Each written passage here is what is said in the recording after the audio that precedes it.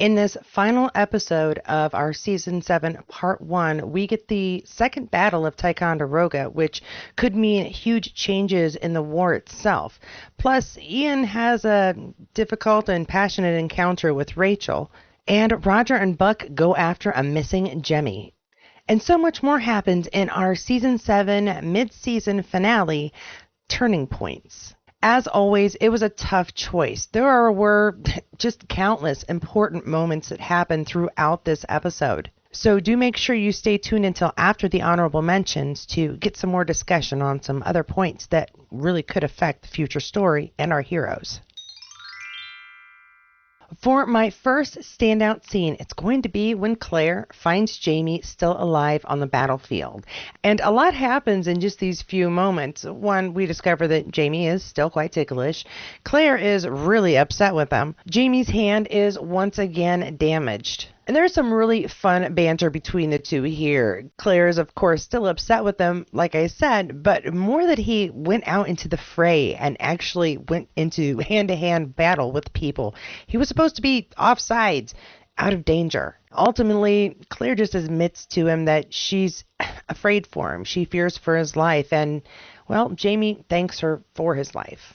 It's a really touching scene, and I really enjoyed how it was put together. Though it isn't huge as far as momentous, it kind of reminds us of why we love this couple so much. And while whatever damage Jamie did have with his hand, Claire once again does put the pieces back together, so to speak. For my second standout scene, it's going to be Rachel and Ian's stolen moment together. It starts very sweetly over goose grease and the fact that Denzel needs it. So he's dropping it off with Rachel for her brother's use later on.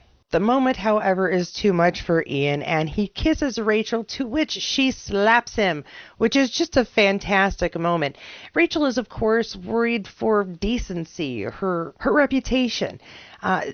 It's obviously bad enough that they're in a tent alone together without a chaperone, but the fact that he's making advances, it could ruin her reputation. Ian, on the other hand, is very concerned that these feelings could cause Rachel her life.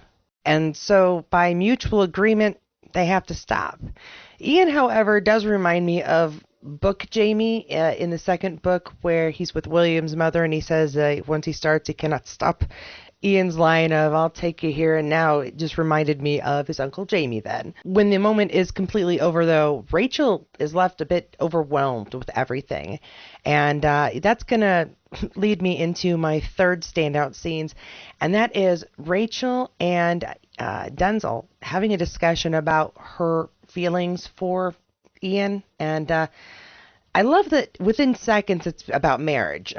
Gotta love these days. You kind of like somebody, probably going to have to think about marriage. And I can see why that's a practical concern for the time, but I did find it funny. But Rachel is praying for help and asks Denzel for his prayers as well.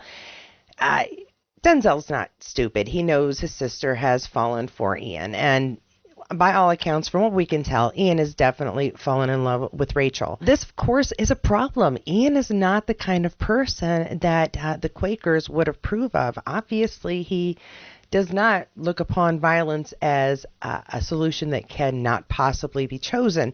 It's kind of what he's been famous for this season. And so just the idea of Ian being with Rachel marrying Ian, it worries Denny because he doesn't want her put out of meeting as he was. While she did follow him, he's not allowed to go back to the community that they came from. While she is still readily accepted as a Quaker, she's not been ostracized. And being with Ian would most definitely do that. And so this discussion between brother and sister about her future, it really does give us another idea of how close these two are and how worried Denzel is for her, as well as she is for him. And for my fourth standout scene, it really couldn't be anything else because so much is accomplished in such a short amount of time, and that is going to be the death of General Simon Fraser. Yeah, while of course we're very sad to see Jamie lose yet another kinsman, Simon's death does push forward many things that need to be accomplished in this story. And one of those is going to be going back to Scotland, but that is one of the last things that this accomplishes. We get two cousins meeting again. They haven't seen each other really since childhood, and it gives not only Simon comfort in his last moments, but I think it brings Jamie some comfort as well, being able to say goodbye to his family,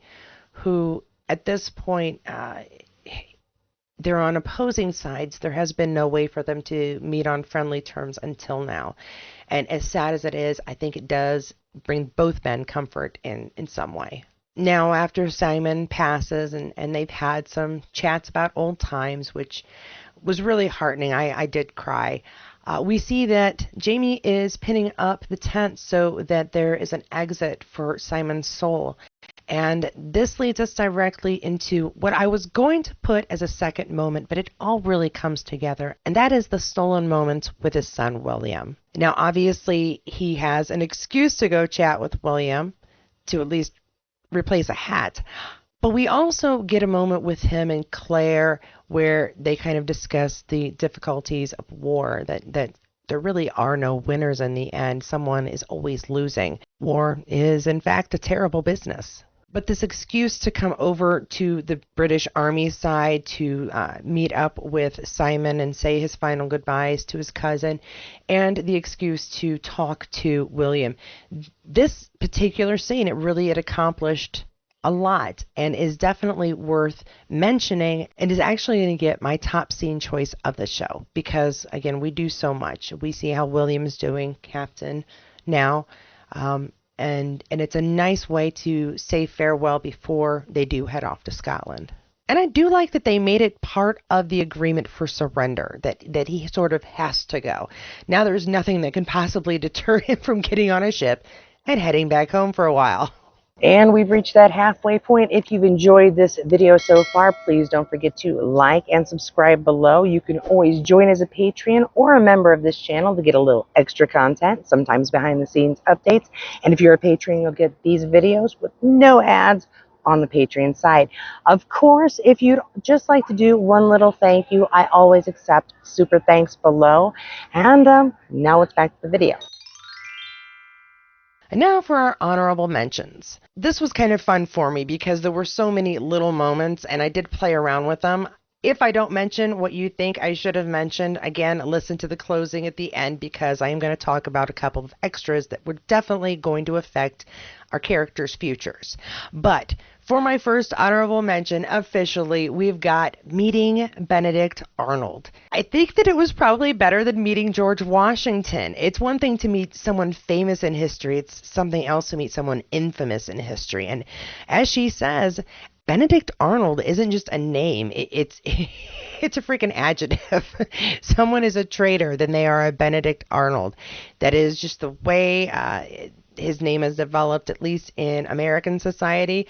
It would be funny if you're from out of the United States, England, Scotland, France, Portugal, I don't care where. Is it used as an adjective where you are? Is it a descriptive term, or is it just a name in history? Let me know below, because I am honestly curious if any of that, travels overseas. My second honorable mention of the episode is going to be Jamie shooting William's hat off. It's not funny, but the person inside who really enjoys slapstick and comedy did have a giggle when the hat goes and William turns and he looks kind of agitated. Jamie, of course, has a completely different response, fearful when he realizes whose hat he just shot off and how close he came to possibly killing his own son. The one thing he did not want to have to happen if he joined the war was to have to look down the barrel of a gun at his son, and wouldn't you know it, that moment happened. But it also gave him an excellent excuse to go talk to his son for a moment while saying goodbye to his cousin. So things worked out, kinda-ish. And for my third honorable mention, it's going to be the return of Mr. Bug. Again, this is something that's not affecting the story much today. It's going to be something in the future.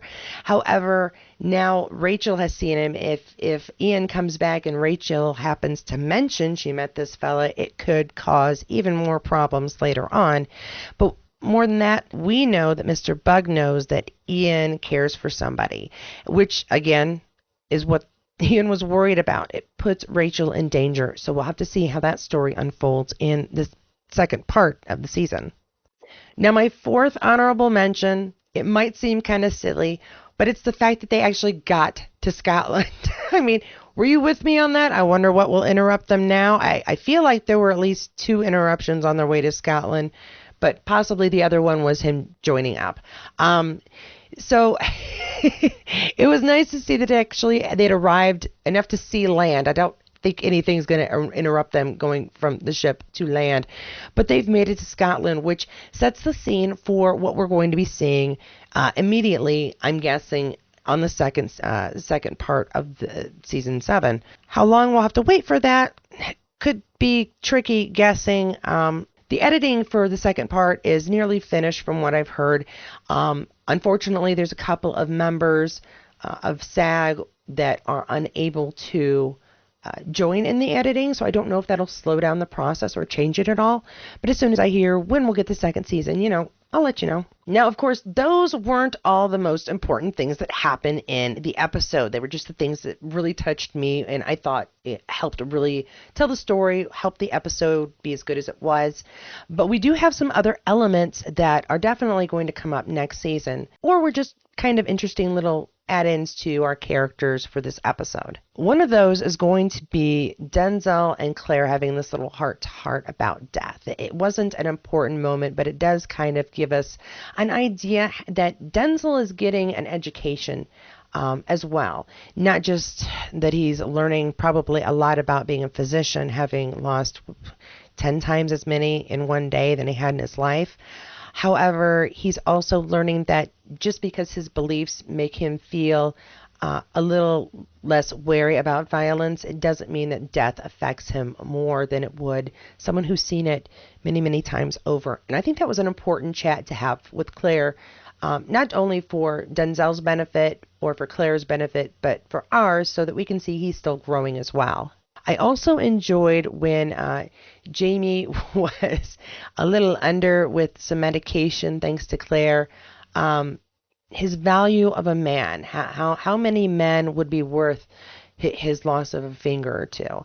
And when it comes right down to it, Jamie puts a lot of value on a good man's life. It's even worth the loss of a finger. And again, it gives us a little more insight into the character. Not really pushing the story along, but it's a nice element to throw in to see that this is a good man who values the good men around him. And while I already mentioned Jamie has, destroyed his hand yet again, we see Claire fixing it yet again. It's not new, but it was, again, a sweet moment, taking us back to seasons ago when Jamie was in trouble. Claire's there to help patch him up. And no matter what, she always will be. Now, another important element, and I haven't touched on it at all because, well, we knew it was going to happen after the last episode. There was no way it wasn't going to happen. But we have Roger and Buck going through the stones to go get Jemmy. The elements of why they came to that decision, Brianna letting them know that she'd gone through the letters, one had been taken. I think it was all information that we all figured Rob already had. So it was nice to give it to us, lay it all out as to what exactly might have prompted Rob to make these decisions, to take Jemmy specifically, but to go after the Spaniard's gold, of course. But it wasn't anything that I think most of us hadn't already figured out. It was mostly just to give them a moment in the story in this episode, I think, and to help clear up any confusion anybody might have had about the clues from episode 7. And with that, Outlander begins for season 7, part 2. As some of you have come here for the first time, just for reviews, let me tell you that what I do is at least once a week, I will put out a video with some content about the show's actors, any of the creators, writers, probably information about the strike, but any alum, anything interesting going on with anybody really involved in Outlander. And yes, that also includes Diana Gabaldon. But it's just a little something to fill time during Outlander while we wait for the new second half of the season to begin. And if you found this channel through Outlander and continued coming for the reviews, I really thank you for that.